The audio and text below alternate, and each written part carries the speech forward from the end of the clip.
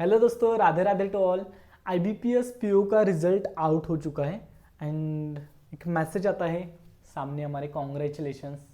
Congratulations देखकर बहुत अच्छा लगता है एंड उसी टाइम पे बहुत सारे बच्चों के स्क्रीन के ऊपर मैसेज आता है थैंक यू।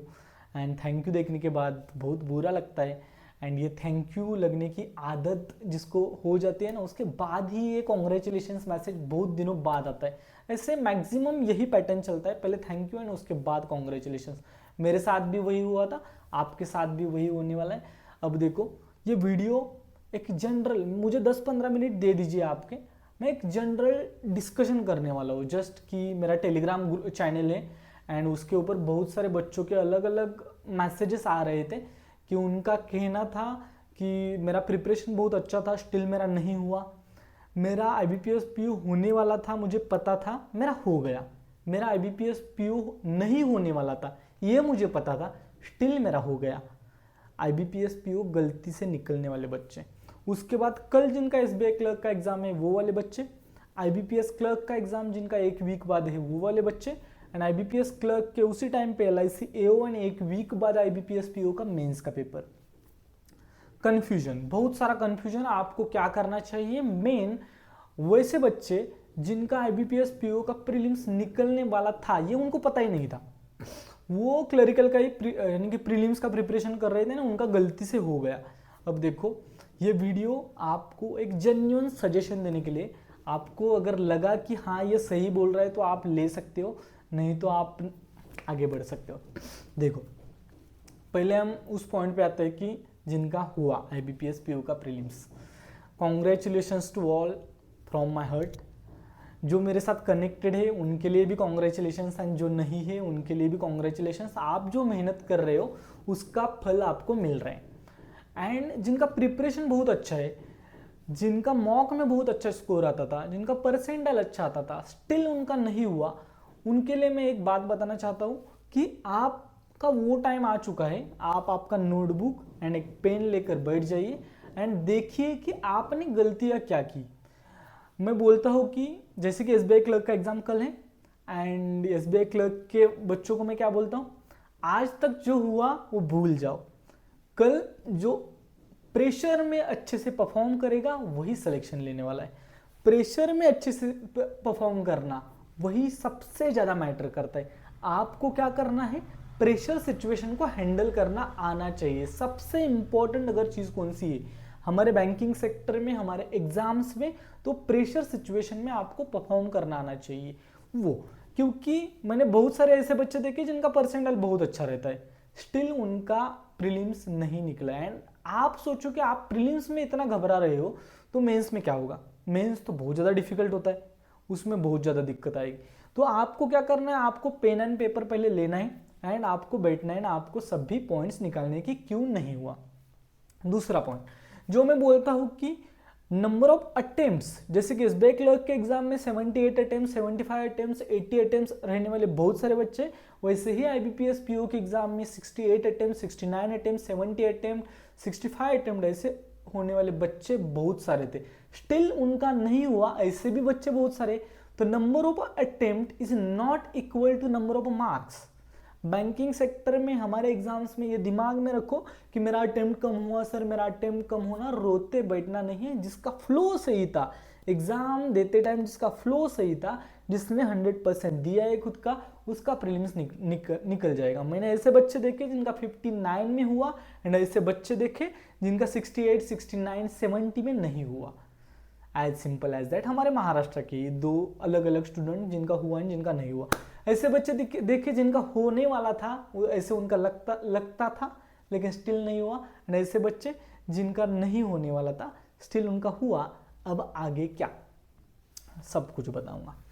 देखो, अब दूसरा पॉइंट, जिनको पता था कि उनका होने वाला था, जो प्रिपरेशन कर रहे थे आईबीपीएस पीओ का मेंस का, उनको वो कंटिन्यू करना है। IBPS clerk and SBI clerk भी आपका हो जाएगा क्योंकि आपका प्रिपरेशन अच्छा है, आपको पहले से ही पता है कि आपका प्रीलिम्स होने वाला है, इसलिए आप मेंस का प्रिपरेशन कर रहे हो, तो ये सबसे ज़्यादा बेस्ट है।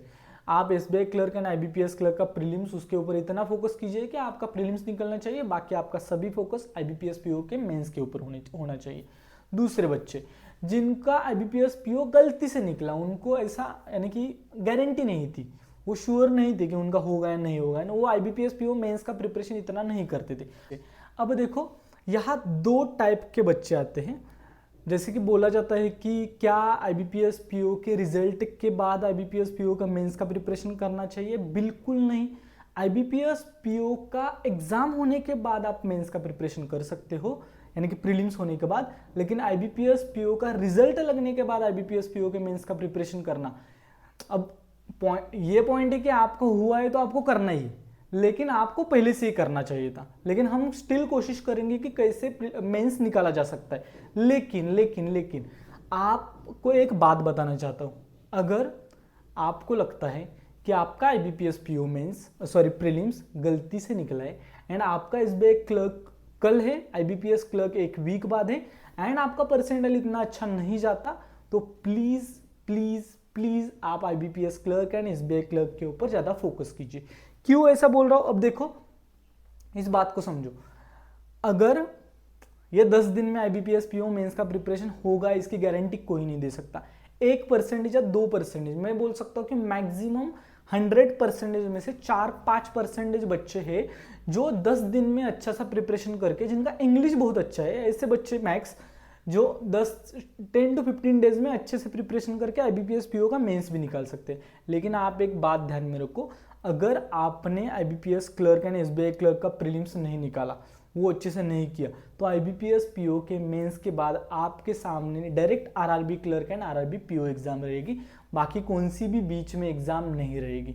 तो आपको दिमाग में रखना है कि अगर आपको लगता है कि आपका IBPS clerk and SBI clerk 101% निकलेगा, एक दो मॉक लगाए दिन में तो आपका हो जाएगा, तो आप मेंस का प्रिपरेशन कीजिए IBPS PO मेंस का, एंड बाकी एक दो मॉक लगाइए। अगर आपको 1% भी लगता है कि आपका IBPS क्लर्क या SBI क्लर्क नहीं होगा, तो आप प्लीज आपका IBPS PO का प्रीलिम्स होने के बाद भी आप आपका focus SBI clerk and IBPS clerk के प्रीलिम्स के ऊपर दे दीजिए प्लीज।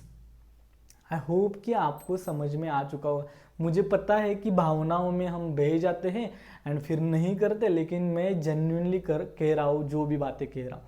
आई होप कि आपको समझ में आ रहा है।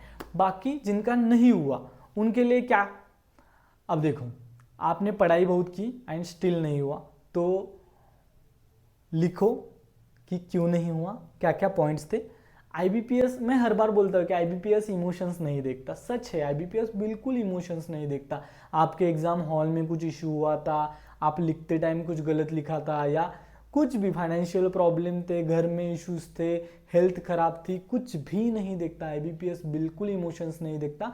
आपको मूव ऑन होना पड़ेगा। आपके सामने कल वाला SBI क्लर्क है और उसके बाद एक वीक वाला IBPS क्लर्क है, 2 एग्जाम से आप उसको एज ए अपॉर्चुनिटी ले लो एंड एज ए चैलेंज आप उसको टैकल करने की कोशिश करो, एग्जाम क्लियर करने की कोशिश करो IBPS clerk and SBI clerk. इतना ही कह सकता हूँ आप सभी के लिए। आपको आपका maximum focus IBPS clerk and SBI clerk का प्रीलिम्स निकालने के ऊपर देना चाहिए। बाकी आप एक दिन के लिए ऐसा नाराज हो सकते हो, कंप्लीट, मैं भी होता था, हर एक बच्चा होता है। बोलना आसान होता है, आप बोलोगे, करना बहुत मुश्किल होता है, आप तो बोल लोगे। मैंने भी किया है, मेरा भी ऐसे ही रोते रोते हुआ है कि पहले नहीं होता था फिर होने लगा, उसके बाद ही सिलेक्शन होता है ना, फाइनल सिलेक्शन। सभी बच्चों का, सभी की यानी कि जो स्ट्रगल जो होता है ना, वो ऑलमोस्ट सेम होता है इस मामले में कि हाँ पहले नहीं होता, पहले थैंक यू, फिर कॉन्ग्रेचुलेशन इन प्रीलिम्स, फिर थैंक यू इन मेंस, फिर कॉन्ग्रेचुलेशन इन मेंस एंड फिर फाइनल कॉन्ग्रेचुलेशन। यही जर्नी होती, तो आपकी भी वैसे ही जर्नी होगी। आई होप कि मैं गॉड को यही एक विश करता हूँ कि आपका मेंस भी निकले, एंड मैंने जो भी बातें की है वो जेन्युइनली किए, एंड आई होप कि आप सभी को ये वीडियो अच्छा लगा होगा। एंड बाकी ऑल द वेरी बेस्ट जिनका कल SBI क्लर्क का एग्ज़ाम है। फिर से एक बार बोलता हूँ कि आज तक जो हुआ वो बिल्कुल मैटर नहीं करता, वही मैटर करेगा आप एग्ज़ाम हॉल में आप खुद का कितना परसेंटेज देते हो, एंड कितने, अगर प्रेशर से करोगे तो कुछ नहीं होगा, आराम से जाकर बिंदास पेपर दे के आओ, आपका प्रीलिम्स निकल जाएगा। एंड सेकंड पॉइंट जो कि एग्ज़ाम हॉल में होता है कि सर रफ शीट नहीं दी, ये नहीं दिया, उसकी 100% रिस्पॉन्सिबिलिटी आपके ऊपर है। आप मेक श्योर करो एग्ज़ाम हॉल में जाने के बाद कि आपको पेपर दिया है, 5 मिनट पहले नहीं दिया है तो चिल्लाना स्टार्ट करो और पेपर ले लो। That's it. अगर आपका पीसी खराब है तो उठ जाओ एंड उनको बोलो पीसी खराब है, पीसी मुझे अच्छा चाहिए, तब तक मैं एग्ज़ाम नहीं दूंगा।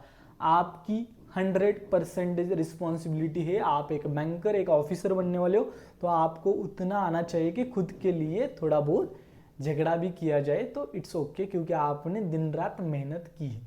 आई होप कि आप सभी को मेरी सभी बातें समझ में आ चुकी है।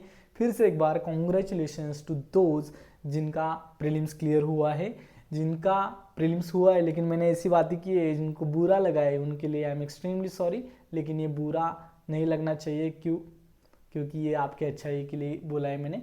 And that's it. अगर आप इस चैनल पर नए हो तो please do subscribe, comment box में कमेंट कर देना, एंड आपका हुआ है नहीं हुआ है वो भी कमेंट कर देना। Bye bye to all.